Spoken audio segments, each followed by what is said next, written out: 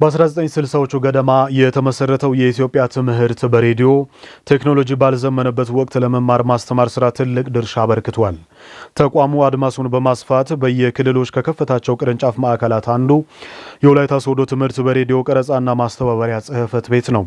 በ1980ዎቹና በ1990ዎቹ ተደማጭነትን ያተረፈው ጣቢያው አሁን በምን አይነት ቁመና ላይ ይገኛል ስትል ሂሩት ምሩ ጣቢያውን ጎብኝታ ዝርዝሩን እንደሚከተለው ታቀርበዋለች። This is English for Ethiopia, Level 1 Week 25 Radio Lesson, produced by the Ethiopian Educational Media. የዘጠናዎቹና ከዚያም በፊት የነበረው ትውልድ በአንደኛ ደረጃ ትምህርት ቤት የሚያስታውሳቸው አይረሴ ትዝታዎች መካከል በየዛፍ ጥላው ስር ተሰብስበን የምንማረው ትምህርት በሬዲዮ ዛሬም ላይ በብዙዎች ይወሳል። በሀገራችን ትምህርት በሬዲዮ ስርጭት በ1960ዎቹ በቀዳማዊ ኃይለ ሥላሴ ዘመነ መንግስት ለጎልማሶች ማንቂያ እንዲሆን ታስቦ በአንድ አንቴና መጀመሩን ድርሳናት ያሳያሉ።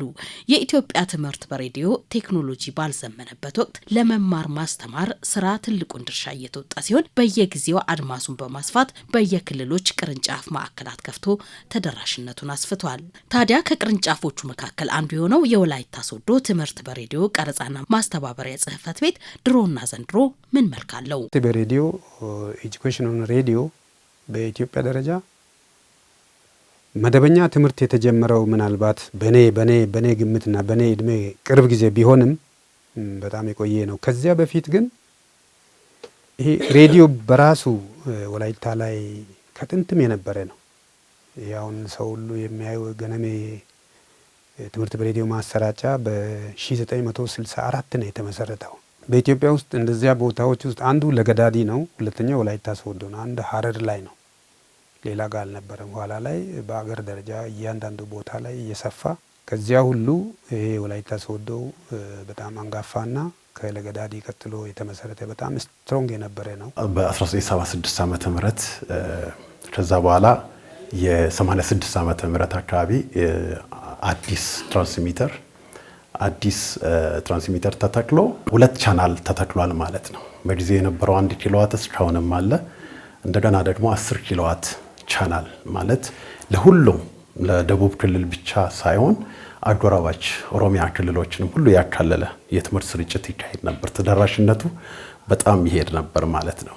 የትምህርት በሬዲዮ ስርጭት በከፍተኛ ባለሙያዎች በወቅቱ ከእንግሊዝ በመጡ የትምህርት ባለሙያዎችና ከኢትዮጵያ አዲስ አበባ ዩኒቨርሲቲ ከፍተኛ ባለሙያዎች የተዘጋጀው የትምህርት ፕሮግራም ለኢትዮጵያ ተማሪዎች እንዲደርስ ታስቦ በዚህ በወላይታ ሶዶ የገነሜ ጣቢያ የሬዲዮ ማሰራጫ ጣቢያ ተብሎ በ1963 የግንባታ ሂደቶች ተጀምሮ ከ1964 ተጀምሮ የትምህርት ስርዓትን በደቡብ እና ደቡብ ምዕራብ እንደዚሁም በመካከለኛ ኢትዮጵያ እስከ ስልጤ እስከ የም ድረስ በዚህም እስከ ታች እስከ ጌዲዮ አጎራባች የሆኑ የኦሮሚያ አካባቢዎች ሲያሰራጭ ቆይቷል። በ1980ዎቹና በ1990ዎቹ ትምህርት በሬዲዮ ተማሪው በናፍቆት የሚከታተለው እንደነበርና ለመምህራንም የመማር ማስተማሩን ሂደት ከማሳለጥ ጎን ለጎን ዕውቀትን ከማግኘት ባለፈ ማህበረሰቡን የሚያስተምሩ ጉዳዮችንም እንደሚዳስስ የዘርፉ ምሁራን ያስረዳሉ። የክፍል መምህሩ ስለ አይን ሲያስተምር እኮ ተማሪው ራሱ ስለ አይላሽ ወይም ስለ ቅንድብ ብዙ ላያብራራ ይችላል። ብዙ ነገር አለመቻሉን እኛ እናያለን መጽሐፉ ላይ ጥቂት ነገር ነው የተባለው። ክፍል መምህሩም እንደዚሁ በቃ ፓርትስ ኦፍ ቦዲ በሚለው አይን ክፍሎች ምናምን ብሎ ጠርቶ ነው የሚያልፈው፣ ስም ጠርቶ ብቻ። እኛ ታዲያ እያንዳንዱ ዝግጅት ላይ ጉድለት ወይም እጥረት ብዙ ፋክት ብዙ መረጃ ባልቀረበባቸው ጉዳዮች ላይ ነው። ስለዚህ ያችን መጀመሪያ ሲለብስ ላይ እሷን እናስቀምጣለን።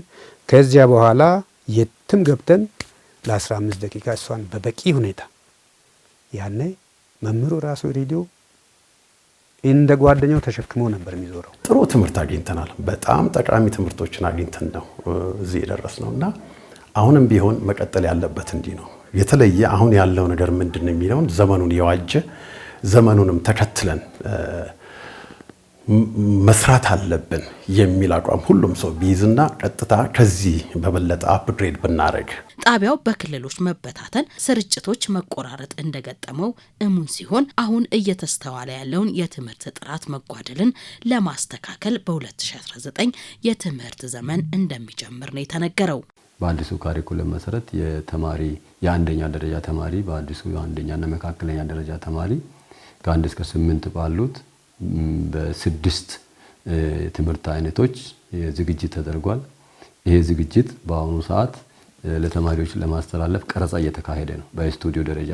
በዚህ መነሻ ቀረጻው እንደተጠናቀቀ የሙከራ ስርጭት በዚህ ክረምት መጨረሻ ይደረግና በመስከረም ላይ የአዲሱ ካሪኩለም ትምህርት በሚጀምርበት ወቅት የሬዲዮ ስርጭትን ለሁሉም ተማሪዎች ለሁሉም አካባቢ በሁሉም ቴክኖሎጂ ለማዳረስ ቅድመ ዝግጅት ስራዎችን እየሰራ እንገኛለን። ሀገራችንን በትምህርቱ ዓለም ተወዳዳሪ ለማድረግ በዲጂታሉ ዓለም ዘልቆ በመግባት የትምህርት ስርዓቱን ማዘመን እንደሚገባና የሚመለከታቸውን አካላት ርብርብ እንደሚሻ ተመላክቷል።